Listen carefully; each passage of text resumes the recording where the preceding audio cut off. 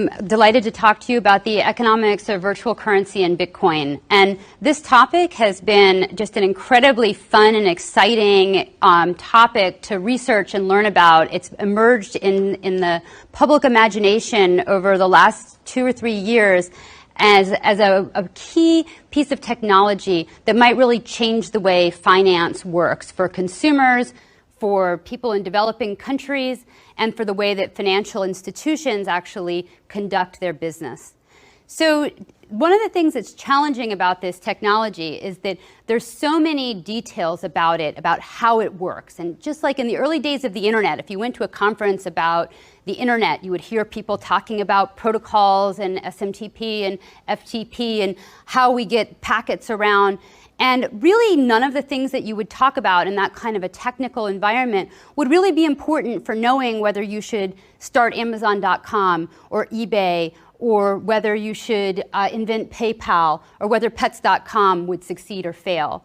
And so similarly for Bitcoin, a lot of the details of how the technology works can really be separated from what the technology is and what it does. And so what I want to talk about today is really what this technology is and what kinds of things it can empower. And then we can all sort of use our collective imaginations to think about where it's going to go.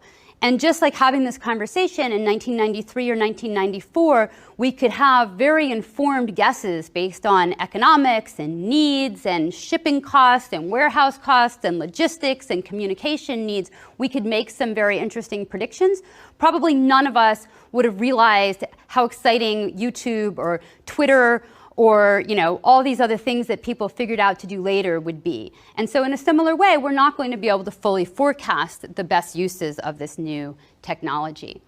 So at its really fundamental level, Bitcoin is something quite simple. It's a spreadsheet. It's a big spreadsheet.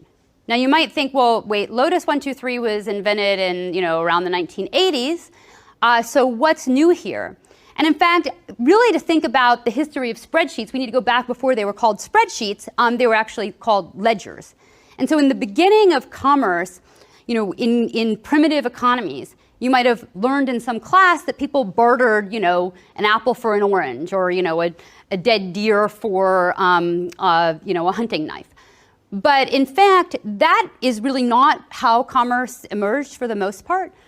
Even in fairly primitive societies use ledgers going way, way back in time. So it's kind of complicated to actually have two things, one in each hand, and trade them for each other. And so it's been very natural for human societies to use ledgers to keep track of things so that I can contribute today and get something back tomorrow. So really the origin of money itself is a ledger. Before there was money, there were ledgers that kept track of who had what and who had contributed. So Bitcoin is in its essence a big spreadsheet or a big public ledger. And what it does is it keeps track of who has sent what to whom. So it's going to say that person 123 sent 1 Bitcoin to person 456. Okay, that's what it does. And that's pretty much all that it does. So how can this be so innovative and so exciting if that's all it does?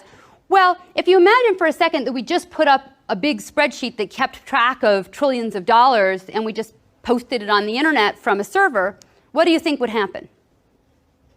So I might hack that server and try to change the ledger in some way. So if you're going to have a ledger that keeps track of things that are very, very valuable, it's very important that it's secure. That's one thing. And so I won't tell you how that works today, but I'll say that one of the big innovations in the invention of Bitcoin was a method to keep that ledger secure. And the way that that's done is that there's actually not one computer that's holding that ledger, because pretty much any one computer is hackable, but rather copies of that ledger are kept all over the world. And they all have to agree, not all, a majority has to agree on what the correct ledger is. And so if any one, or if even 20% or 30% of those were hacked or changed or altered in some way, that still wouldn't change the full public record. So this distributed technology, of course, only really enabled by the internet to be able to distribute something so widely and easily, is part of the security about how this works. A second thing is that, if we wanted to have a big ledger to keep track of things, it would be natural to think about sort of having somebody in charge of keeping track of it. And so, you could have PayPal. PayPal creates a big ledger. If you have an account on PayPal and you send it to someone else on PayPal and you're both carrying balances, no money actually moves, just PayPal makes a debit on one side and a credit on another side, and nothing else has to happen. But now you have PayPal, a company that's keeping track of that ledger. Okay? The thing about Bitcoin is that it's an open source software protocol that allows people to make their own entries on the ledger in a decentralized fashion. So if you own a Bitcoin, that means sort of two things. One is that you have the address for the Bitcoin and someone has sent it to you. So there has to be an entry on a ledger saying you have it. But that's not enough, because you also need a security key or a password to authorize a movement of that Bitcoin to someone else. If you don't have the passcode, you can look out at that ledger and admire your beautiful Bitcoin sitting there, but you can't do anything with it. So you could say that you own it, but it's not really meaningful that you own it because you can't move it.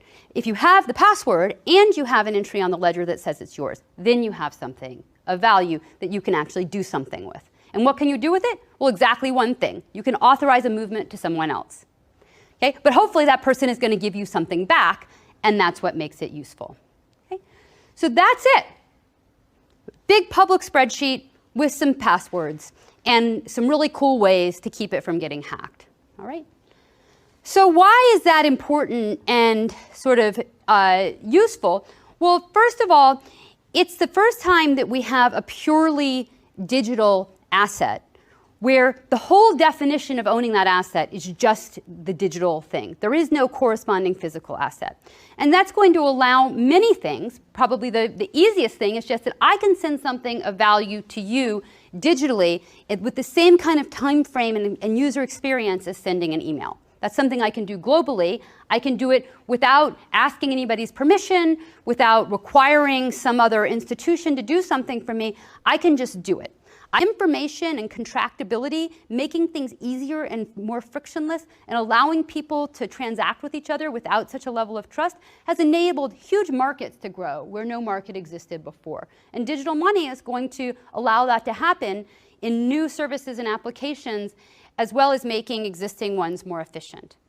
So this is basically why I'm so excited about this technology. Not because I think you should speculate in Bitcoin and buy it at 300 and hope it goes to 1,000, but because fundamentally it's like the internet, a new technology that allows things to happen that couldn't happen before. And we have a whole range of some of the world's brightest entrepreneurs trying to figure out what to build on it. The first wave of them may go bust, but eventually I have a lot of faith that the way that we move money is going to catch up with the way that we move information today. Thanks very much.